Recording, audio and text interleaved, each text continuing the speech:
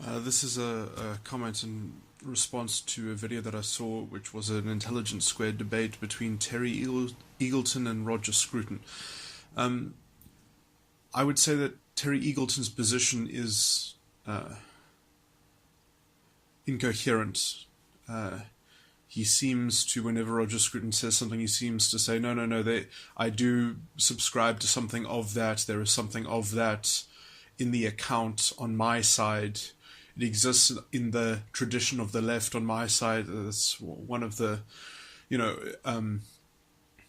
but he is trying to have his cake and eat it. He's trying to forward two answers which are incompatible. He's being inconsistent, and he's doing, like, I can follow all of his reasoning, but it just is inconsistent. He like what he says seems to be logical in some way, but it doesn't fit together. It is, when you take it together, it hasn't. He says one thing and then he overtly contradicts himself, basically. When he agrees with something else, like and he hasn't shown how these things are consistent with one another, because they're not. And so he just keeps on talking, but he doesn't actually have a semblance of something that is operative. And even in his opening remarks on culture, he kind of subscribes to something which is which denies the kind of culture which Roger Scrurin talks of, and which he tries to affirm in some way. So, which then Terry Eagleton tried to affirm in some way, which is not consistent with his position. Okay, and I can illustrate it. So, I mean, here is one sort of issue, let's just say. And Terry Eagleton gets around this because he just says, well, the people on the right are banding about a theory, they're just not calling it a theory.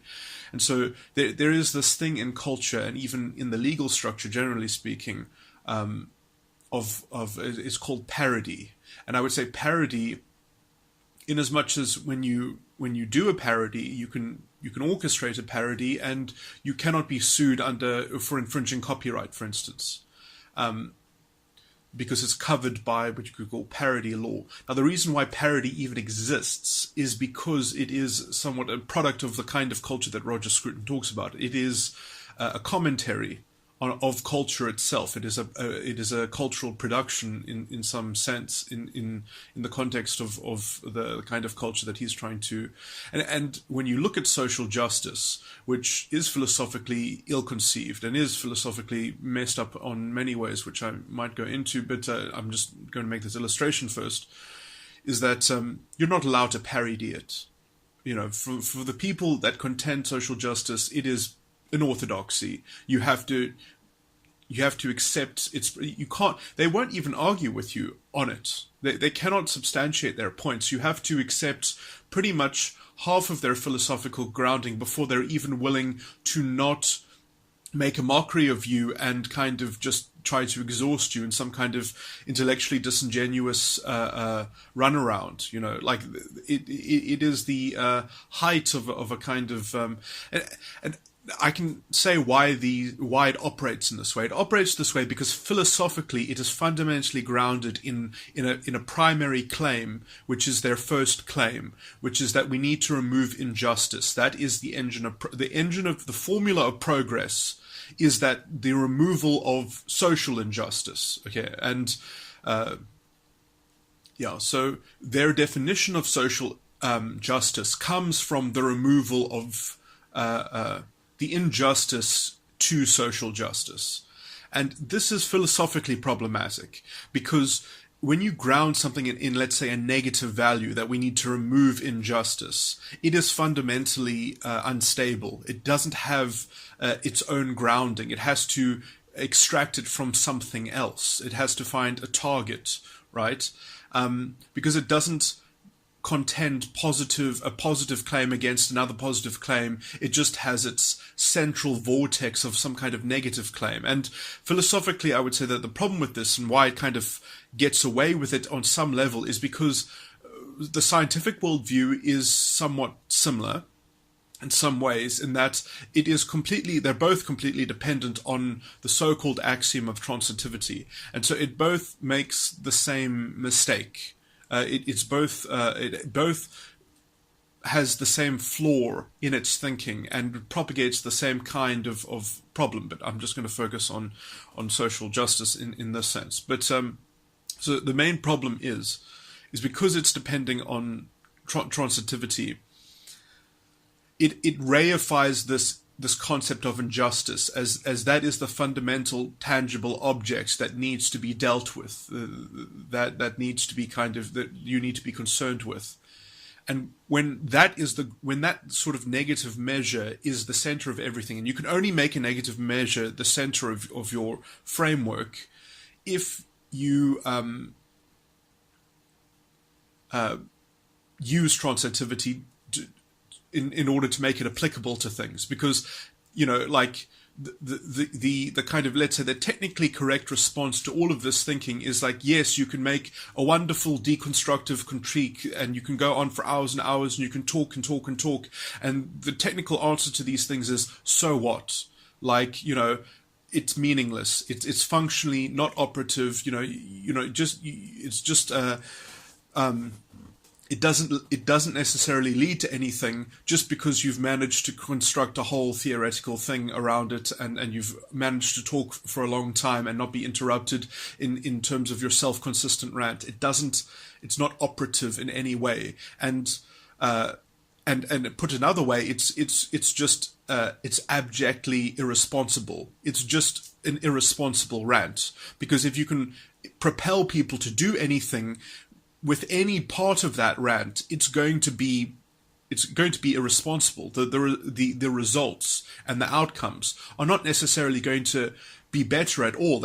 You could guarantee, maybe you could even guarantee, I'm not even saying that you could guarantee, but like, let's just say within that self-consistent rant, you might have this actually baseless hope that you could produce a different scenario than the one that you're critiquing, so that there would be progress and that it would be different. But there is no qualitative measure that you can use to say that it would be better, just because you have attacked something that you have vilified and constructed and deconstructed, because the basic premise of your deconstruction is that I can know evil. I am giving you a lecture about how we know this to be evil, and therefore if we do something different to it, it'll obviously be some form of progress. This is irresponsible. This is just loose fudged thinking. It doesn't work.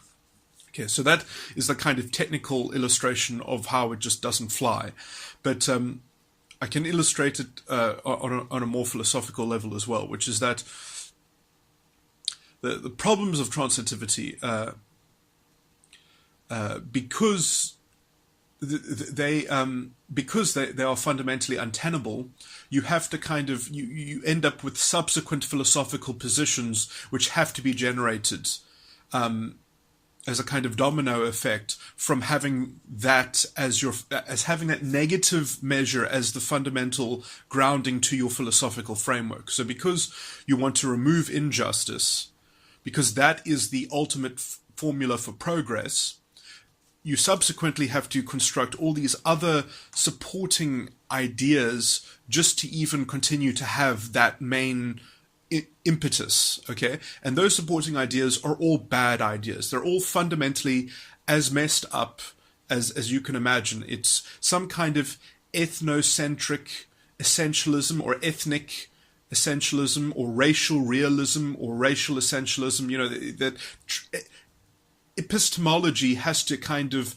be subordinate to the operative entities which the transitivity is kind of depending on. So because these entities are collective entities in some sense, they are groups, you have to believe that those groups are the prime movers in this framework, that they are everything else must be subordinate to those agents, so everything must fall in line within that orthodoxy, and you can't even deal with critique that comes from a different framed position, because without that kind of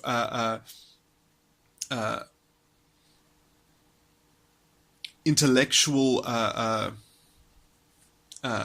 rigidity in believing that those entities are the prime entities and the primordial kind of stuff that everything comes from. Without that presumption, you can't even contend, like, well, you lose everything. So they have to protect that presumption, and they do so basically by totalitarian measures, you could say. They do so with incredibly intellectually corrupt, and it's just it's a game to them.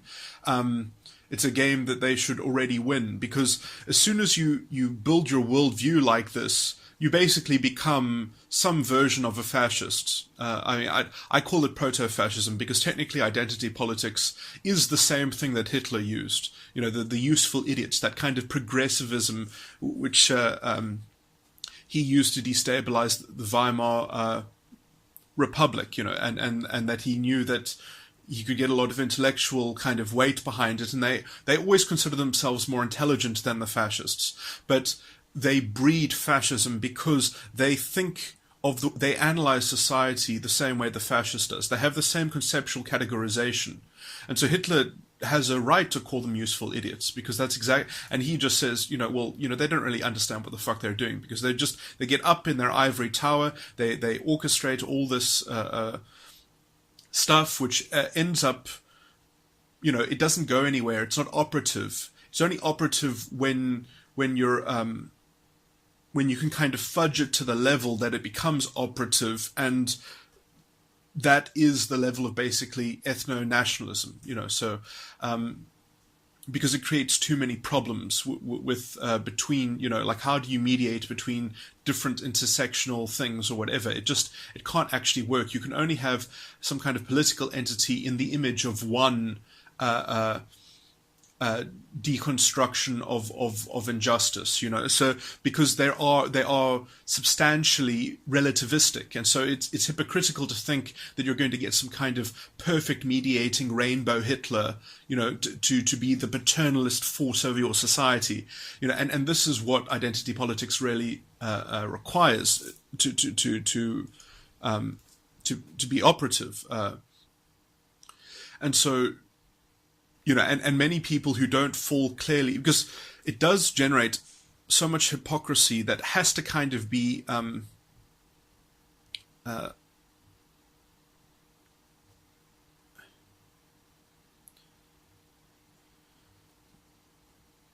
vented on some identity that's considered the perpetrator. So if you believe in this worldview, it doesn't quite work if you can't find someone to kind of throw the emotional garbage onto, so, and this is problematic, and this is why so many people, especially you could say like the white liberal sorts, that will eventually get to the point where they say, oh, nothing I ever do will ever be good enough, and so then they basically become ethno-nationalists or whatever, because they don't drop the framework. They believe in the moral framework. They just think, oh, well, there is no happy resolution in some kind of rainbow Hitler paradigm, so I have to go for my ethno-state or something like that. I just have to protect my kind or whatever, and I'm just forced to vilify the other identities which I don't share or whatever, because so it kind of solidifies itself within some kind of fudged retreat, let's just say. Obviously, it's easier for other people who who are not more closely associated with the perpetrator identity. Although, I mean, there's always some hypocrisy, but the point is how convenient is it for you to get rid of that hypocrisy and distance yourself from it by basically just saying, oh no, it's part of the evil machinations of the people with power and the system itself, or whatever. It's part of this ideological permutation of this original sin that exists in history. And so, progress becomes this mythologized thing between fixing history and bringing the right collective shame on the right collective identity or entity, which is So, and these entities, everything is just an extension of these group identities, and so people belong to them. They are branded by them in a kind of, and so much so, in this video, that was quite interesting. There was a question given to Roger Scrurin about India, and he said, there was actually quite a lot of respect for the culture of India, and a lot of things were done to kind of intellectually protect these things, and that was like a true response. That was even it was admitted that yes, that is factual, but basically that is relevant, because when you amalgamate that experience in the identity of this generalized British imperial entity, that is insignificant. So it's like, there's this statistical pressure of including things so that you can ignore things that don't fit into this incredibly confining and orthodox. I have to stop recording.